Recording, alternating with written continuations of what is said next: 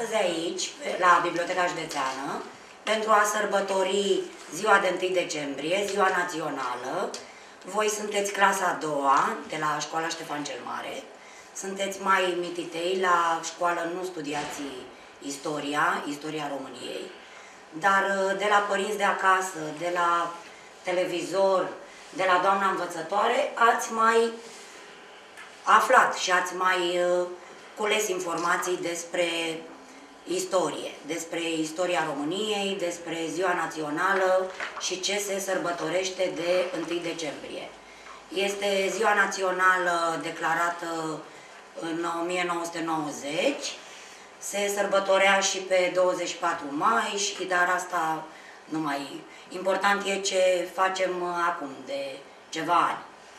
Am invitat-o aici alături de noi pe doamna profesoară Magdalena Pană, de la Liceul Tehnologic numărul 1, să vă povestească în câteva cuvinte despre 1 decembrie, să fiți foarte atenți la ceea ce vă spune doamna profesoară, pentru că vă va întreba apoi din ceea ce vă spune, câte ceva, iar Biblioteca Județeană v-a pregătit câteva diplome pentru cei care veți fi foarte activi și foarte atenți. Succes! Mă bucur că sunt în mijlocul vostru. Este o reală plăcere să mă întâlnesc cu copiii de vârsta voastră. Suntem astăzi aici pentru a omagia Ziua Națională a României. Toată lumea știe că data de 1 decembrie 1918 este Ziua Națională. Da? Această dată a devenit măreață, după cum cunoașteți și voi, în urma participării României la primul război mondial. Românii, înaintașii noștri, strămoșii noștri, au participat la acest război cu dorința, cu marea dorință a multor generații înaintate, de a recăpăta acele teritorii pe care noi le pierdusem înainte de 1918. Este vorba de Basarabia, da? Care a fost răpită de Rusia în 1812. Bucovina, după cum voi cunoașteți, este numită și Țara Pădurilor, de fapt, pierdută în 1775 și luată de Imperiul Habsburgic sau austrieci, cum spunem noi. Și cea de-a treia provincie este vorba de Ardeal, de Transilvania, care se afla tot sub dominația austro-ungară. Această unire, să știți că a fost o încununare pentru generațiile care s-au luptat înainte și aș porni de la Mihai Viteazu. După cum știți, el a făcut posibilă unirea pentru prima dată la 1600, chiar dacă a durat ea mai puțin de un an de zile.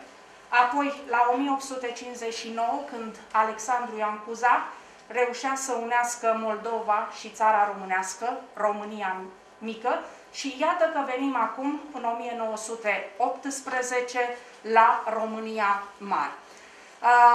Aș vrea să vă arăt cum arăta România înainte de 1918, cum arăta după 1918 și aș vrea să insist, sau poate mă ajută cineva dintre voi, de ce capitala României mari, capitala Unirii, a fost aleasă la Alba Iulia. Ați fost vreodată la Alba Iulia? Ia să vă văd. Nu? Eu, niciunul? Uite, o fetiță. Cine a fost? A ridicat mâna. Ți-a plăcut, da? În cetate, da? Poftim? Da? Bun. De ce a fost aleasă Alba Iulia, capitala tuturor românilor? Din cel puțin două pricini, copii. Odată pentru că la 1599, Mihai Viteazu, după ce l-a înfrânt pe cardinalul Andrei Batorii la Schellimber, a intrat în această capitală pe un cal, deci o intrare triumfală.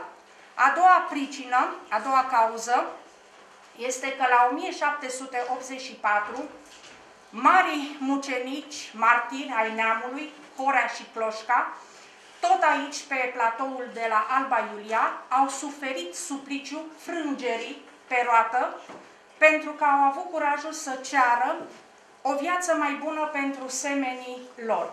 Deci, cetatea aceasta a fost aleasă pentru a adăposti între zidurile ei acei români care au venit la Alba Iulia la 1 decembrie 1918.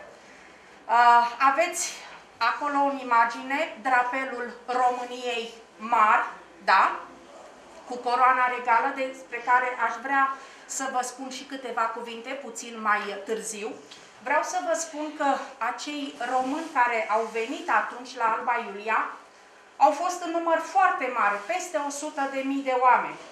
Au venit din toate colțurile țării, din toate provinciile românești. Să știți că unii au venit cu tren, mulți au venit pe jos, unii au venit călare, alții au venit în căruțe, îmbrăcați în straie populare, frumoase, de sărbătoare, așa după cum observ că sunteți și voi astăzi îmbrăcați la Biblioteca Județeană și la activitatea pe care ați organizat. Toți să știți că aveau steaguri tricolore și au fost prezenți la această adunare.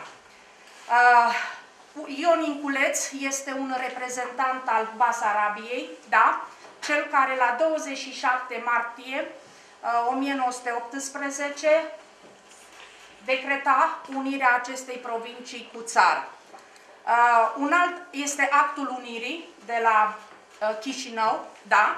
Un alt reprezentant al acestui mare eveniment este, să știți, Iancu Flondor din Bucovina, cel care în toamna anului 1918 hotăra unirea necondiționată, deci fără nicio condiție și pe vecie, a acestei provincii cu vechiul regat. Da? Să mergem în Transilvania. Eu știu că vă place să călătoriți și dacă am avea o hartă a Transilvaniei și a vechiului regat, v-aș întreba ce reprezintă regatul României fără Ardeal, fără Transilvania, sau ce este această porțiune de pământ. Ia să vedem. Tata are o harta României. Tata are o harta României, dar da? este la mașină. Da, așa. Și dacă ne uităm, o să vedem că regatul României este așa în formă de semicer. Și dacă comparăm cu România de astăzi, și voi cu mânuțele voastre mici așa și delicate, veți trage de semicer cu acela și veți face un cer, veți completa. Ei, asta reprezenta și Transilvania pentru regatul României, pentru Moldova, pentru țara românească și Basarabia. Să știți că adunarea de la 1 decembrie 1918 de la Alba Iulia a fost deschisă de Gheorghe Pop de Băsești.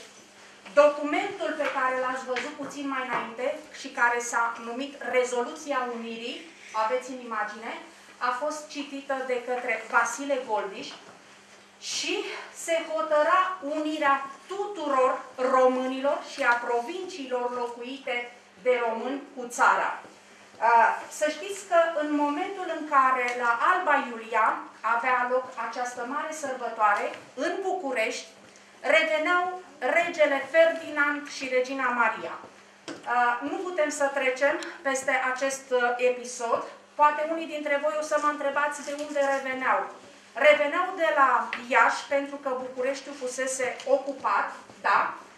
Au venit cu trenul, să știți, în gara de la Mogoșoaia. Aici au fost întâmpinați de mari personalități, generalul Constantin Prezan, generalul Berthelot, un general francez care venise să ajute la reorganizarea armatei române, și călare au intrat în București, să știți, pe sub un arc de triumf. Nu este arcul de triumf pe care îl știm noi sau îl cunoașteți cu toții de la București, un arc de triumf improvizat și au fost primiți cu mare ovație din partea populației, din partea bucureștenilor. De ce îi spunem regele Ferdinand Întregitorul? Pentru că sub domnia sa, în timpul domniei sale, s-a realizat România Mare, da? Iar faptele Reginei Maria, să știți că nu sunt mai prejos. Aveți aici o imagine. Să știți că a fost numită Mama Răniților și Regina Soldat. Și aș vrea să insist un pic asupra acestor două aspecte. De ce i s-a spus Mama Răniților? Poftim, ia să vedem. A ajuns tu? I-a zis Mama Răniților pentru că a vindecat foarte mulți oameni și pentru că dacă a vindecat foarte mulți oameni și merită acest nume ca să fie recunoscut de mulți oameni. Merită această răsplată. Ei, și aș vrea să mai cunoașteți că puțin înainte de a intra în război, în 1913, la noi în județ, la Zimnicea, ați auzit de orașul Zimnicea, da? Ați fost, da? Ei, acolo să știți că a funcționat un spital unde au fost tratați soldații români care se îmbolnăviseră de holeră în sudul Dunării, adică în Bulgaria, iar Regina Maria, să știți, a reușit să obțină permisiunea de a se ocupa personal de acest spital. Să știți că a fost prezentă în spitalele de campanie din 1917 și ați văzut-o îmbrăcată în ținută de soră medicală. A iubit foarte mult această țară, s-a identificat cu ea și să știți că a iubit foarte mult costumul popular. Îi plăcea să se îmbrace în costum popular, a colindat foarte mult țara, o zonă foarte iubită de regină, să știți că a fost Valea Oltului și într-un testament pe care ea și l-a făcut în 1908 și-a arătat dorința de a fi înmormântată la mănăstirea Hurez, care este ctitoria lui Constantin Brâncoveanu. În egală măsură să știți că a iubit și florile, florile preferate să știți că erau crinii. Avem aici o imagine cu regina. Să știți că îi plăcea să și picteze. I-au plăcut foarte mult și caii. Această înclinație venind de la educația anglosaxonă. În momentul în care a intrat în București, în 1918, era călare, iar de șaua calului era acel buchet de flori și spunea: călare, mă simt de neînvins. Se simțea foarte plăcută, foarte bine în postura cailor. Nu întâmplător, să știți, la înmormântare, când a fost condusă pe ultimul drum, în 1938, protocolul Casei Regale stabilea că imediat după afet trebuie să vină regele Carol al II-lea, deci primul fiu al reginei Maria. Nu a fost Carol al II-lea să o conducă pe ultimul drum, ci a fost calul său, condus de unul dintre soldații regimentului pe care l-a condus onorific, regimentul 4, Cavalerie Roșior. Da? Ei au venit în București, nu au fost prezenți la Alba Iulia. În momentul acela, să știți, la Alba Iulia nu exista o catedrală ortodoxă pentru încoronarea celor doi suverani. Încoronarea, să știți că s-a făcut ceva mai târziu, în 1922, când au fost încoronați ca regi ai României. Sunt convinsă că știți, coroana regelui Ferdinand este aceeași coroană pe care a purtat-o la încoronare în 1881 Carol I. Ea a fost făcută dintr-un oțel provenind de la unul din tunurile capturate la Plevna de armata română în timpul războiului de independență în 1877-78. Nu are diamante, nu are safire. De ce? Carol a cerut să se păstreze vie recunoștința, admirația pentru sacrificiul eroilor făcuți atunci. Coroana, ca și buzduganul său, să știți că au fost executate după o schiță făcută de Teodor Aman. Dacă vă veți duce pe la București, la Muzeul Militar, să știți că găsiți acest tun, din oțelul căruia s-a turnat coroana regelui Carol și a lui Ferdinand. Coroana reginei Maria a fost făcută însă din aurul extras din Transilvania. Și am mai uitat să vă mai spun ceva. Pe buzduganul lui Ferdinand se găseau 4 femei, 4 țărănci române îmbrăcate în costum popular. De ce 4? Nu întâmplător să știți că a fost aleasă această cifră, ci pentru a reprezenta cele 4 provincii românești. Basarabia, Bucovina, Transilvania, da? Cu costumele populare. Iar coroana reginei Maria n-a purtat-o înaintașa sa, regina Elisabeta, a ținut să fie făcută după modelul doamnei Despina. Doamna Despina, soția lui Neagoe Basarab, domnitorul țării românești. Să știți că cei 2 suverani au iubit foarte mult țara și aș vrea să vă citesc cât de mare a fost această iubire a reginei Maria pentru țara de adopție, țara cu care de fapt ea s-a identificat. Iubirea mea pentru această țară, pe care am făcut-o a mea, prin lacrimi și suspine, a ajuns pentru mine ca o religie. Mă simt legată de ea prin lanțuri de oțel, legată prin inimă, prin creier și prin sânge. Simt că fiecare dintre cei 6 copii ce i-am dat e unul dintre inelele acestui lanț pe care numai moartea și dezastru îl pot sfărma. După cum vedeți, într-adevăr, au știut să iubească această țară, au știut să facă lucruri mărețe și de care noi astăzi suntem demni. Da? Fără această mare faptă, noi probabil nu am fi fost astăzi aici, voi nu ați fi venit să ne încântați cu cântecelele, cu poeziile pe care le-ați pregătit și desenele pe care le-ați realizat. Am văzut că sunt foarte frumoase, sunteți talentați, le-ați făcut sub îndrumarea doamnei învățătoare și vă felicit pentru această acțiune. Ce aș vrea să vă transmit în încheiere? În primul rând să fiți sănătoși, să vă ascultați dascălii și părinții, da? Să învățați carte și să fiți mândri că sunteți români. Și asta să nu uitați, indiferent unde viața vă va purta, pentru că viața ne poartă în diferite momente, nu se știe unde, dar întotdeauna să știți, să reveniți, pentru că acasă este cel mai bine, da? Aici este, să zic așa, centru, inima românismului. Vă doresc succes în continuare și sper că o să ne mai revedem la acțiuni de acest gen. Ca să termin, da? Aș vrea să vă întreb, să-mi spună cineva, ce reprezintă ziua de 1 decembrie 1918? Hai, care vrea? Care vreți? Hai să zicem, uite, ia că e micuț. Ziua Națională a României. Ziua Națională a României. Poftim?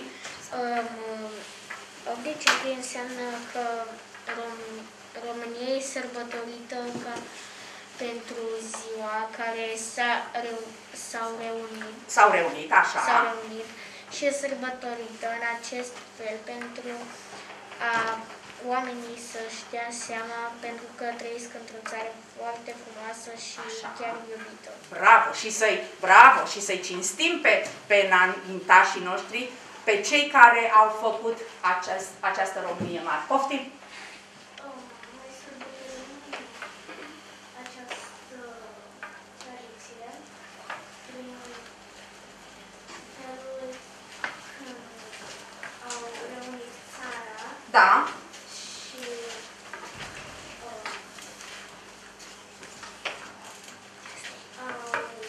Și țara noastră mult mai mare decât era.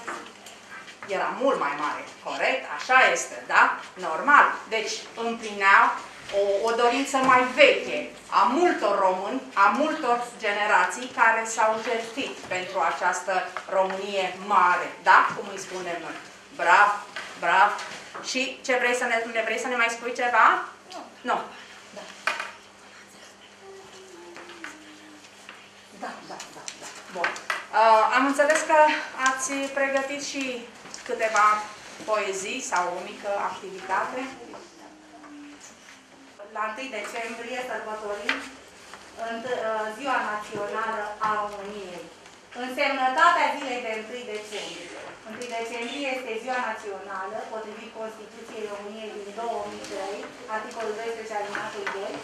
Data de 1 decembrie 1918 a fost cea mai importantă zi din istoria României, atunci înfăptuindu-se Marea Unire de la Alba Iulia dintre statele Transilvania și România.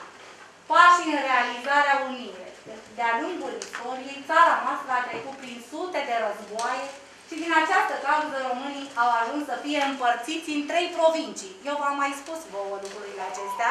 Noi nu am apucat să facem oră de istorie, dar ei sunt dornici de informație și tot timpul solicită ei, vin cu solicitări să le povestesc, să le explic lucruri de istorie care s-au întâmplat în trecut. Au ajuns să fie împărțiți în 3 provincii, țărișoare, cum se spunea, țara românească, Moldova și Transilvania. Și avem aici, dragilor, Moldova în partea de est, da? Transilvania în partea de vest și țara românească în sud. Chiar dacă trăiau în 3 state diferite, ei vorbeau aceeași limbă, limba română, aveau aceleași obiceiuri și aceeași credință ortodoxă. Și tocmai de aceea, visul lor cel mare era să se unească toți într-un singur stat. Prima mare unire a fost realizată în anul 1600 de către Mihai Viteazul. Dorind să realizeze un stat unitar puternic împotriva asupritorilor, rând pe rând cele 3 țărișoare au format, s-au unit într-una singură. Din păcate, această unire nu a durat, cum v-am mai spus, decât un singur an.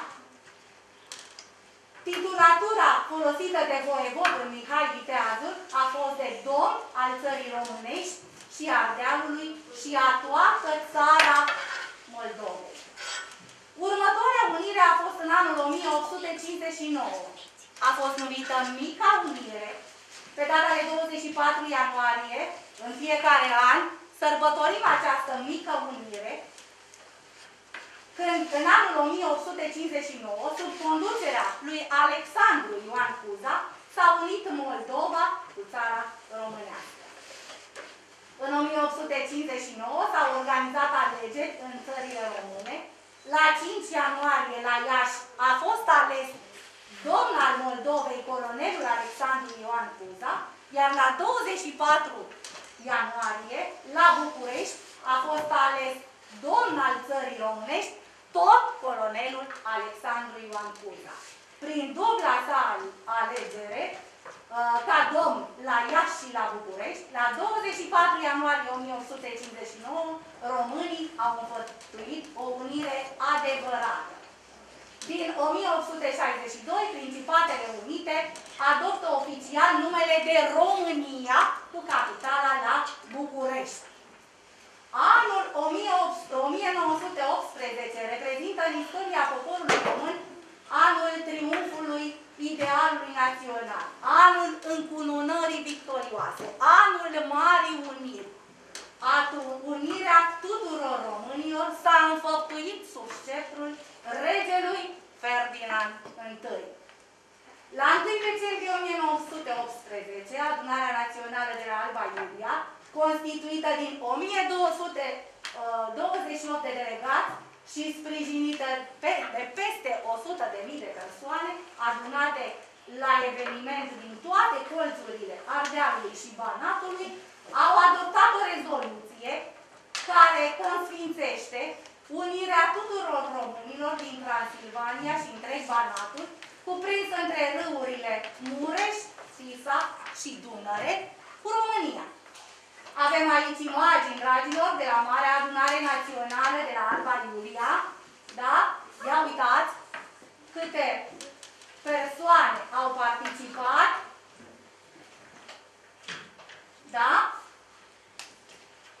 Deci, în anul 1918, la 27 martie, a fost realizată unirea Basarabiei cu România.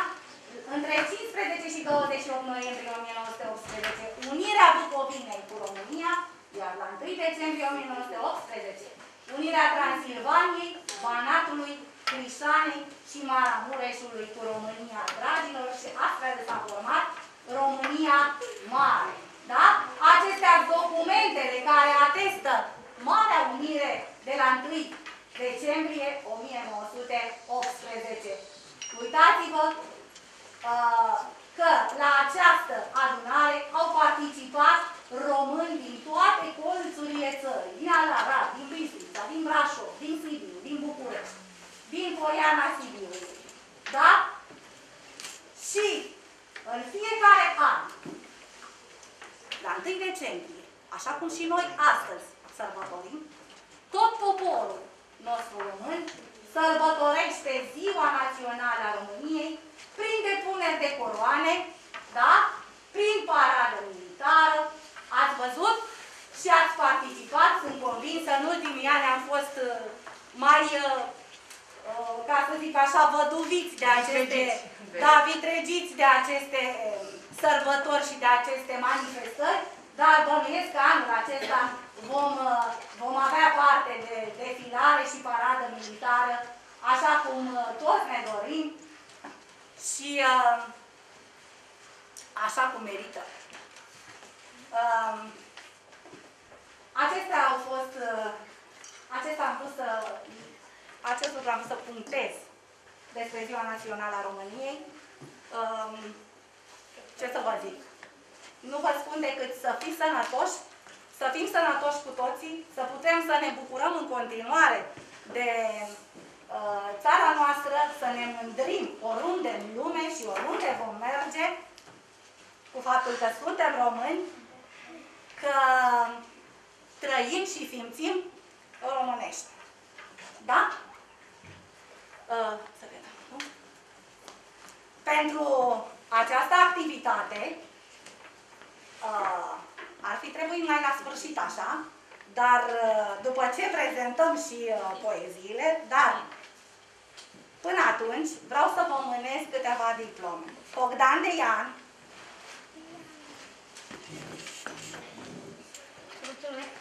chiar Evelina Chei,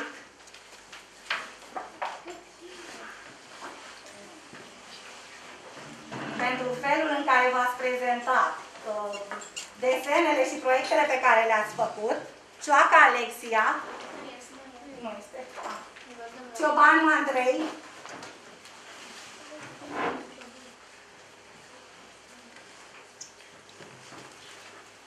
Ciobănete Ioana, Coman Evelina,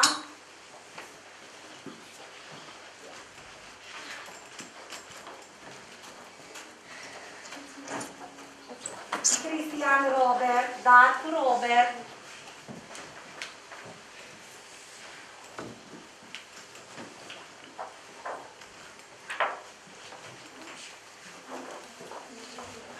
Gheorghe Denisa, Gheorghinete Sara,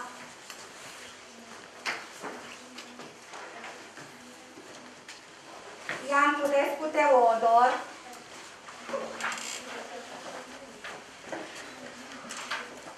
Nae Eduard, Ilițu Maia,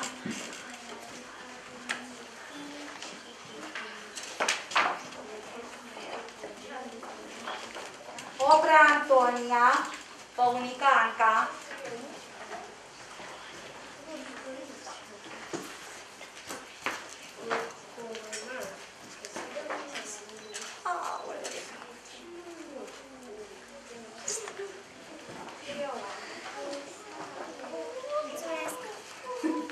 Peicu Daria, Predica Maia,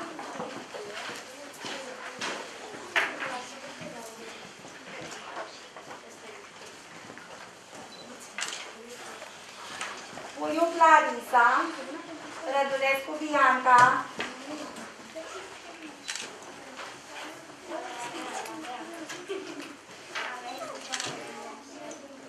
Rotaru Marius, Rotaru Carina,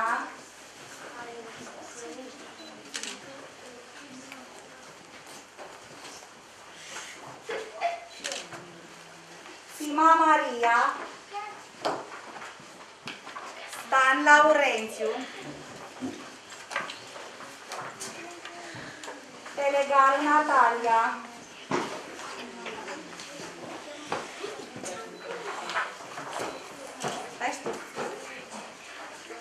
Tudorache Iulia, Țepuș Delia,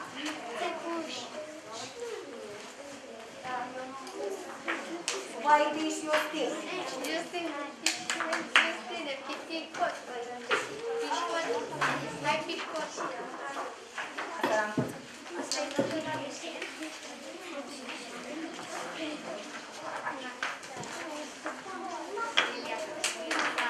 Dragilor, vă rog, acum vom prezenta un scurt program artistic închinat acestei zile. Deșteaptă-te, române, din somnul cel de moarte, în care te adânciră barbarii de tirani, barbarii de tirani. Acum ori niciodată stroiește-ți altă soartă, la care să se închine și cruzii tăi dușmani, și cruzii tăi dușmani. Acum ori niciodată să dăm dovezi la lume că n-aste mâini mai curge un sânge de roman, un sânge de roman. Și că n-a noastre piepturi păstrăm cu fardă un nume triumfător în lupte, un nume de Traian, un nume de Traian.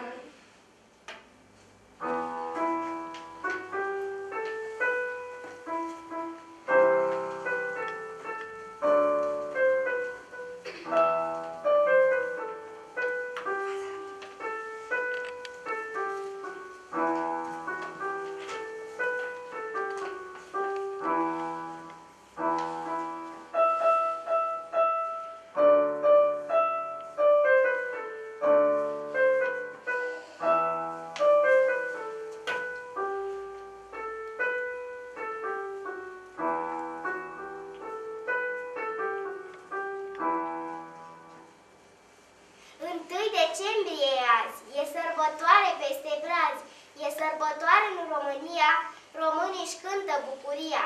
Venim cu toții astăzi la marea sărbătoare, comemorând unirea și o Românie mare. Slăvim poporul nostru, aflat între hotare, dar și pe frații noștri de dincolo de zare. La Alba Iulia în cetate se aude clopotul cum bate, de dinspre zări de vreme adânci se aude mureșul cum plânge. Se aude lacrima cum cade la Alba Iulia în cetate. La Alba Iulia în cetate se aude clopotul cum bate. Și între domn Mihai Viteazu, Elis, și-a sunat dreptate ceasul. Trei țări unii surori Carpate la Alba Iulia în cetate. La Alba Iulia în cetate se aude clopotul cum bate. Aici e tras pe roată Horea, cu sângele scriind istoria, spre a se împlini acea dreptate la Alba Iulia în cetate. La Alba Iulia în cetate se aude clopotul cum bate, ca vocea ancului răsune, e vânt și aprigă furtună, spre a se trăi în libertate la Alba Iulia în cetate. La Alba Iulia în cetate, decembrie și clopul bate, iar inimile ard ca para, noi vrem să ne unim. venim cu țara. Un vis se înfăptuiră și naște, la alba Iulia în cetate. La alba Iulia în cetate, de atunci prin ani cel clopot bate, e fără moarte și ne adună pe toți cu inima română. Și mâine și în veci va bate, la alba Iulia în cetate. Azi ne cinstim eroi, cei mulți și neînfricați, ce în lupte și-au dat viața aici, între Carpați, să-și apere moșia și neamul strămoșesc, ce va trăi de-a pururi pe plaiul românesc. Îi preamări pe bravii noștri înaintași, care prin vorbe și faptele armași, o mare avuție ce o duce mai departe prin graiul nostru dulce și plin de demnitate. Înfăptuind unirea, un lucru mult visat, de acest viteaz popor cu suflet minunat, s-a îndrăgit o țara noastră Românie, pe care o slăvim cu multă bucurie. La 1 decembrie se auzea strigarea limpede și clar, strigarea unui neam întreg. Noi vrem să ne unim cu țara! Țara avem și noi sub soare și o lumnesc dușman destul, dar prin vremea supritoare n-am lăsat-o nimănui. E bogată, zici. Vezi bine, e bogată, căci în ea multe inimi sunt, străine și frumoasă că e a mea. Dacă e mică, nu-i te ocoară, că-și vitejii în ea mai sunt. Și apoi și la noi în țară crește fierul din pământ. Când voim, îl știm culege și cum să izbim cu el, când dușmanii fi de lege, vin spre noi cu gând mișel. Steag avem și noi străine și de desguși de români. Ziua răului când vine, ce frumos îți bate în vânt. E frumos și steagul vostru, dar pe al nostru de privesc. Tot mai mândre al nostru și mai sfânt că e românesc. Rup de-ați primile furtunii răscolite de dușmani, le-au purtat cinstit străbunii prin atâta mari de ani. De ne cheamă azi la moarte, vesel mergem la război, să dea Domnul să ne-l poarte și nepoții tot ca noi.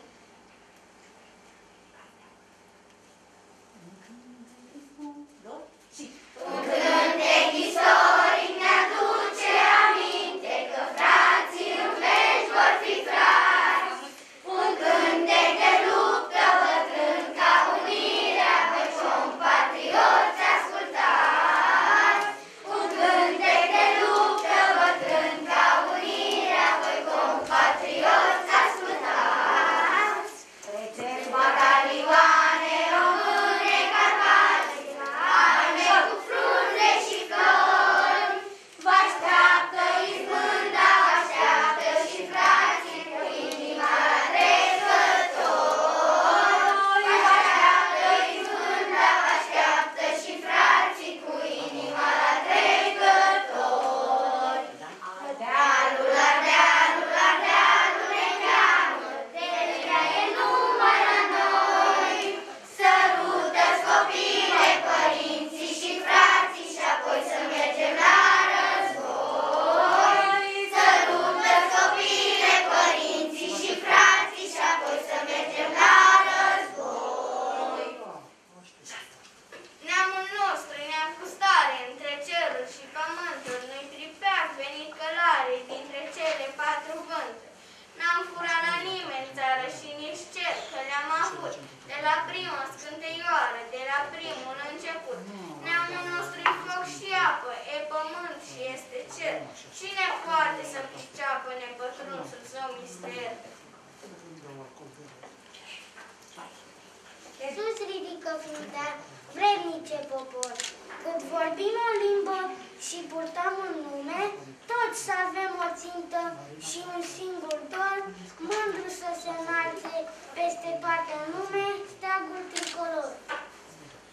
Domnul Sfânt să ne iubească și să ducă crotitor, plin de pace să plutească peste țară românească și al românilor popor. Noi prin vremi ce încercare altă arme n-au avut, numai dragoste de țară ce strămoși și nelăsari și pe spun când Domn despeți. Dar atât ne-a fost fruntea sus, voi frații mei, astfel cerul hotărâta să se înalțe amăruta, țară prin puterea ei. Mai fă-țiși, mai fără o veste, ne-ați lovit dușman de voi, dar ce-a fost poveste. Dragostea de țară este și mai tare,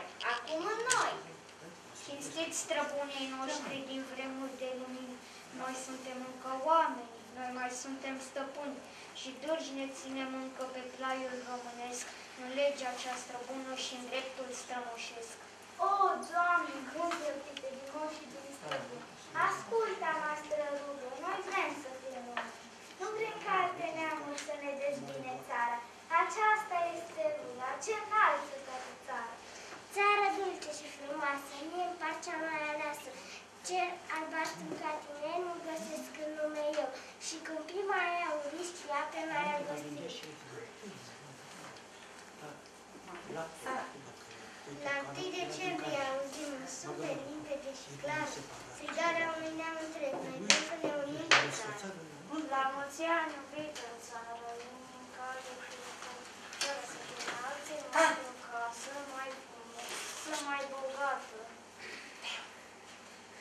E ziua ta, o